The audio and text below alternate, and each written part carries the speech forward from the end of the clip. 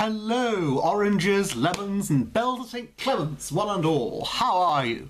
I know I'm feeling very good. So sorry about the festive clutter behind me, but my mother came round to visit, because we're in Tier 4 now, at the time of recording this, but since she's designated herself my family bubble, she's allowed to come round and ruin my place. So we always have to do this. The eternal Grinch, an American fellow student of mine used to call me. We had an eternal banter between the two of us. But still, though I am the ultimate Grinch or the ultimate Scrooge, I can cope. Though I'll be thankful when the festive ghastliness is all over, or lack thereof, due to the pandemic. Today I'm going to do something rather interesting. I've reviewed books before. I have one that's not very well viewed, which is all about a sheep that breaks a hole and becomes a monster, but that's another story entirely. This is the new book, or new at the time of writing, by J.K. Rowling.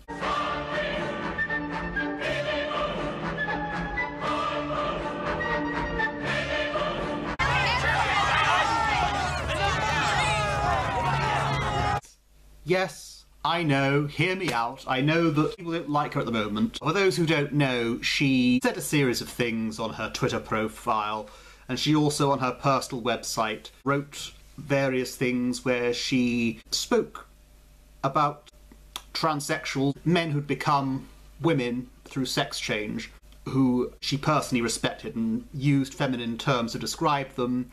She wrote very courageously and movingly about a trauma that she experienced in her childhood and questioned whether some people might have reassignment surgery because of this rather than through true dysphoria. The trouble is, she also gave praise to somebody who, whether she realised it or not, had in fact referred to transsexual women as men in blackface.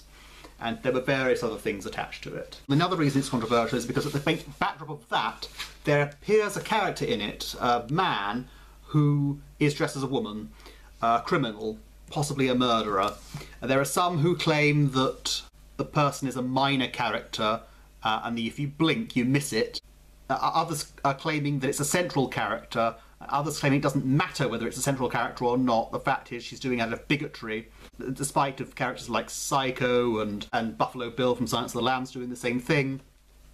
It just looks bad against the backdrop of these statements. And I thought, what better thing to do than read it myself and find out? And for all you people out there that are poised to say, how dare you give money to this frightful bigot, listen, if you lot are allowed to buy this book and shoot it to the #1 list in order to burn it, I most certainly am allowed to buy it in order to read it. And if it turns out that she's as hateful and bigoted as it turned out, think of this as me profiting from it, in the unlikely event that enough people watch me in order for me to monetize the video. Other people on YouTube previously did this with Twilight, 50 Shades of Grey. Let's start a new trend. I'm sure it's started already, but who cares? Let's have a look and see. Look at the blurb. Well, it doesn't have a blurb, but it has some quotations. So Prize 4 says, the work of a master storyteller, well I hope it is, a thoroughly enjoyable classic. How can it be a classic if it's new? Never mind. Strike and Robin are just as magnetic as ever. Okay, these are presumably characters she's done before. I should have read that book first, I guess. Outrageously entertaining. I wonder what the outrage is. Hugely absorbing. Okay. A page turner that will keep you up all night. Yes, but because it's good or because it's bad? We'll see. A blistering piece of crime writing. That's from the Sunday Times. I didn't mention this. The story is called Troubled Blood, and J.K. Rowling has given herself the name Robert Galbraith, so it may not be possible to change your sex, but her name definitely can. She's dedicating this to somebody called Barbara Murray. For those of you that burnt this book without reading it will not know that. Wife, mother, grandmother, okay, demon bridge player, world's best mother-in-law. She likes her mother-in-law. Unusual woman already. It ends out part 1. Then come the jolly summer. That's a quotation from Edmund Spenser, the Fairy Queen. Oh, there's another quotation from Edmund Spenser in here. And they sought and everywhere inquired where there might be tidings of her estate, yet they found none. So that tells you, doesn't it, that somebody's going to disappear. And then by Alistair Crowley, the magician, the 19th century magician, for if it were not so, there would be something of disappearing into nothing, which is mathematically absurd. Okay, so somebody dies. We know that much without even reading it first. Oh, Edmund Spenser once again, when I heard the first... So that it opens out with the first chapter, obviously, I would hope it would. And such was he of whom I have to tell, the champion of true justice, Artegall. You're a Cornishman born and bred, said Dave Polwarth irritably. Okay, so that's the opening sentence to this, and we don't know who he's talking to or anything really about this Dave Polwarth. Strike isn't even your proper name. Okay, so we know who he's talking to. By rights, you're a Nancarrow. Nancarrow, for anybody who doesn't know, is an old Cornish name. One of the names given to one of the last people who is thought to have spoken Cornish as his first language. But I'm also reminded of the Harry Potter books. There are some Death Eaters, aren't there, called Carrow. Could it be a coincidence? Who knows? He's at something called the Victory Inn. It's August time. Polwarth and Strike were sitting at a table in the corner having a few pints to celebrate Polwarth's 39th birthday. Cornish nationalism had been under discussion for 20 minutes, and to Strike it felt much longer. Should think so. Would I call myself English? He mused aloud. No, I'd probably say British. F off, said Polwarth, his quick temper rising.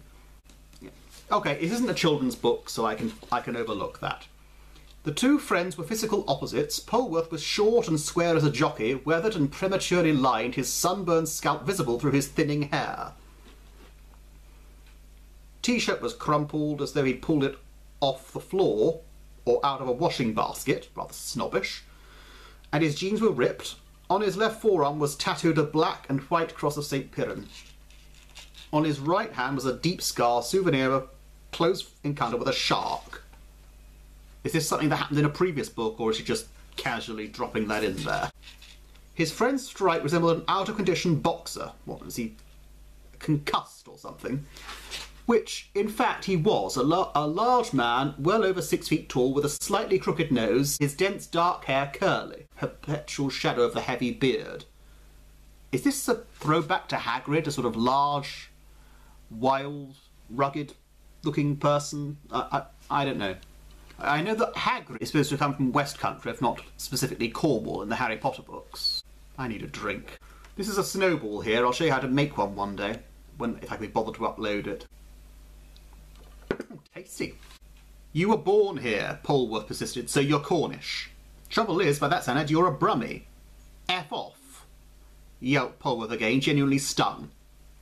I've been here since I was 2 months old, and my mum's travelling. Okay, if they're Cornish, was it said as, I've been here since I was 2 months old, and my mum's travelling, it's identity, what you feeling here? No, I can't do it in this sort of, I really can't. Did you hear about that last survey they done? Did you hear about that last survey they done? Yeah, I suppose I can hear that. Apologies to anyone who thinks I sound like I come from Devon. I'm not trying to make fun of you. I'm just trying to get into the heads of these rather flat characters they are so far. We've been in London too effing long, boy. All that's really established in these first 2 pages is Polwarth really is a keen Cornish nationalist, and the one they've called Strike, who's also a Nancarrow, isn't particularly bothered by it. We're told that he was brought up by his aunt, who's suffering from advanced ovarian cancer. Lovely. Named Joan. Polwarth pushed his way back to the table, carrying 2 fresh pints. There you go, Diddy, he said, resuming his bar stool. The old nickname hadn't been bestowed, as most people assumed, in ironic reference to Strike's size, but derived from Didikoi, the Cornish word for gypsy. I thought Didikoi was a Roma word for a gypsy who lives in a house. Never mind. The sound of it softened Strike, reminding him why his friendship with Polwarth was the most enduring of his life. So that he's really happy to be friends with someone who'd call him a Didikoi, and imply that he's a gypsy when he's not. Whatever. Goes into a little bit about when they were younger and how his mother started tarting around with men in London. That's not quite the words that the author uses, but I'm saying it. And then shoves him off over to his cancerous Aunt Joan. This is such a jolly story already. And we hear that he was imposing and large when he went to school as a child. But then Dave Polwarth, we discovered, is the pocket don of the class. He was the sort of class midget, basically, but a fierce fighter. And it also says that when Strike was a child, he used to walk around with 2 big lumbersome fisherman's sons. Is this throwback to Malfoy with Crabbe and Goyle? I probably shouldn't be looking for patterns, but you can't help but find them once you know. And then it says a little further, effing Emmett. Now, so far, I've said F whenever I've seen the F word there, but this time it actually says effing as in E-F-F-I-N-G. I noticed this in the Harry Potter books. Last 2 Harry Potter books, I think it was, or the last few, effing was used, E-F-F-I-N-G, and I assumed it was because the author wasn't allowed to use the F word in a children's book. But no, she's actually put it here, so I don't know. Is it an expression I didn't know of? I don't know. Polwarth starts talking about his wife, we're trying to divorce him. Then there's this really odd part here. Strike shrugged because he feared that discussing the likelihood of his London football club securing a place in the Champions League would lead him to a lack of Cornish loyalties. How's your love life? Polwarth asked, trying to a different tack. Does anyone else think of... We got a new client at the bank. We'll make a lot of money. What client? I cannot tell you. It's confidential. Oh, come on. Why not? No, I can't. Anyway, how is your sex life? No? I suppose this is just a way that people normally talk to change subject. I obviously don't frequent pubs, and now because of the pandemic I'm not allowed to. And it gets a little weirder as well. She's a looker, but on the other hand she's not an effing nutcase, is she, Diddy? Strike laughed. Lucy likes her, said Polwarth, says you'd be perfect together. When were you talking to Lucy about my love life? Asked Strike with a touch less complacence. Month or so ago. This is such a weird conversation. You'd get on great, said Polwarth, watching him. Yeah, we do. It'd F everything up, said Strike. I'm not risking the agency. This is so dull. I never told you about the whole Tolstoy thing, asked Polwarth. Is he a commie or something? Tolstoy, he's a writer. Yeah, said Strike, thanks. How does Tolstoy... Telling you, aren't I? I split up with Penny the second time. This is so peculiar. You can only carry a weight and use your hand if you strap the weight to your back. I thought Mazenkov and Krupov were mates of his, asked him where the F he was telling me for, then he says he's quoting this writer Tolstoy. And we got talking, and I tell you this, Diddy, it was a life-changing moment. Okay, so he's a Cornish nationalist, and he's a Trotskyite. Whatever. I thought of the money I'd spent chasing Gash, and the hassle, and whether I want to be watching porn alone at 40, and I thought, this is the whole point, what marriage is for. What, watching pornography? Or not watching pornography? She's not bad looking. I'd have my whole already at home waiting for me, wouldn't I? This is, Oh, and then, but then Strike says, pity she can't hear this. She'd fall in love with you all over again. What kind of woman is this that's attracted to such people? I shook that Poncy bloke's hand, said Polwarth, ignoring Strike. I shook that Poncy bloke's hand. Poncy bloke's hand. I can't do it. I said, no, you dozy cow. I'm here because I want to marry you. Do people actually talk like this in real life? In Cornwall or anywhere? Gonna get going, Diddy, he said, going to his feet. If I'm back before 11:30, I'm on for a birthday blowy. Which is the whole point I'm making, mate. Well, whole point. I don't understand. So Polwarth told Strike to convey his love to his Aunt Joan, who's got cancer, and they disappeared from view. And very suddenly, in the second chapter, in the first paragraph, it tells you that Strike has a prosthetic leg. It's not mentioned at any other point in the first chapter, but maybe if you've been following the series up to the point it doesn't matter, but it just seems an odd thing to just throw in there. We're introduced, or made reference to, his young nephews. His eldest nephew had also thought it amusing to run off into the garden with Strike's prosthetic leg one morning, and to stand waving it at his uncle through the window. That actually reminds me of an occasion when I was at school. I'm just going off on a tangent here. I was surrounded by bullies, and there was this one, she was a girl who reached up, she had crutches, and she reached up and knocked me across the head with it, and I snatched it from her and threw it long distance, and then as I made my escape I amused myself by watching her hop across the room in order to get it. Yeah. I can relate, let's just say it that way. But I can't relate to that happening to me, but I can relate to the young nephew running away with somebody's prosthetic limb. It's an odd thing to relate to, but I can. He's heading home and a dark-haired woman with grey in her hair that was already in the pub has followed him back. "Excuse me," a woman said nervously from behind him. "Yes," he said, turning to face the speaker. Her blonde friend had come with her, or perhaps thought Strike they were more than friends. Oh, so there's going to be a bit of action, is there? A little bit of action right in front of him there. Doubt it, somehow. Because then it wouldn't just be the trans lobby that were chasing after J.K. Rowling, it'd be the lesbians as well. Closeness between the two women, whom he judged to be around 40. She was what some would call a handsome woman, by which they meant that she was barefaced. Do lesbians usually have beards, then? Who knows? So the dark-haired woman's a posh bird with a home counties accent, and her blonde friend is a handsome woman with a ponytail and no beard. Fine. "Are you Cormoran Strike?" she asked. "Yes," he said, his tone uninviting. "Oh," she breathed with an agitated little hand gesture. Sort of, "Oh." Stupid. "This is so strange. I know you probably don't want to be. I'm sorry to bother you. I know you're off duty." She gave a nervous laugh. "But my name's Anna, by the way. I wondered whether I could come and talk to you about my mother." She disappeared. Margot Bambora's her name. She was a GP. "Have you contacted the police?" asked Strike.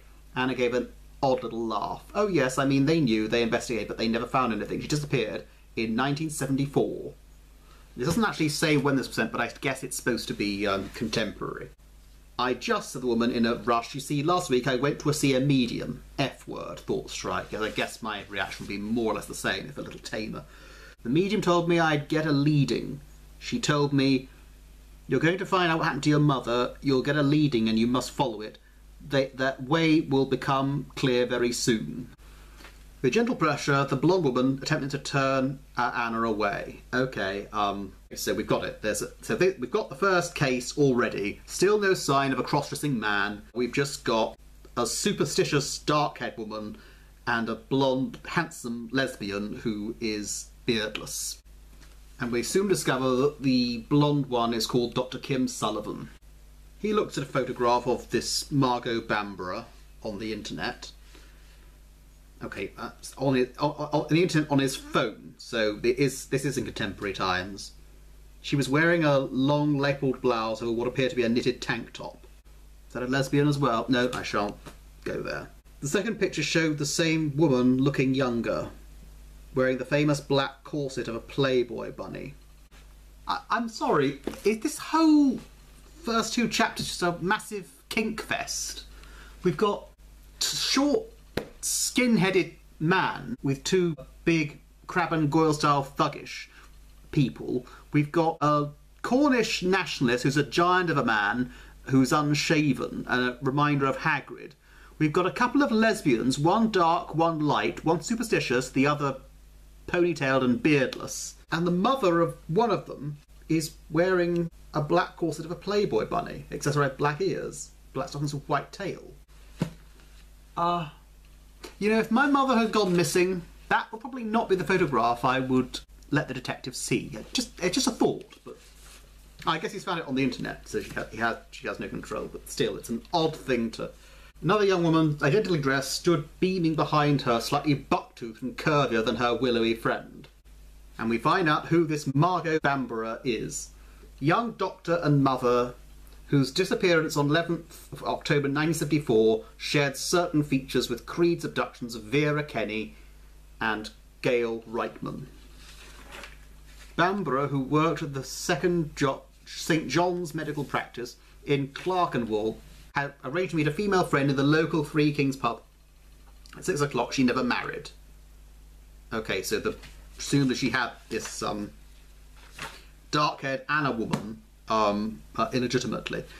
Several witnesses saw a small white van driving at speed in the area around... I've always been puzzled by that term, driving at speed. Of course, every form of driving is driving at speed. D.I. Bill Talbot, I really read that as Turbot, who led the investigation into Bamborough's disappearance, was convinced from an early stage that the young doctor had fallen victim to the serial killer known to be at large in the southeast area. What serial killer? It didn't say. However, no trace of Bamborough was discovered in the basement flat where Dennis Creed imprisoned, tortured and killed 7 other women. Jolly story, like I told you. Creed's trademark of beheading the corpses of victims, and it stops there. Okay, well, that's the story so far. I'll be honest, I'm not really looking forward to the next part because it doesn't have cliffhangers in quite the way that the Harry Potter books did. But still, I'll stick with it. It's been an okay ride so far. We've had almost every other kind of fetish you can find, but we've not found a cross-dressing man yet in there. So, I'll come to it bit by bit. We'll all enjoy it together. Come with me on this journey. And like I said, if it turns out that she's really the hateful bigot everyone says that she is, and I'm able to monetize the video, you can think of this as us profiting from it together. We're doing the right thing. I need to get ready for bed because I've got Christmas dinner in the morning. Thanks very much. Ta-ta!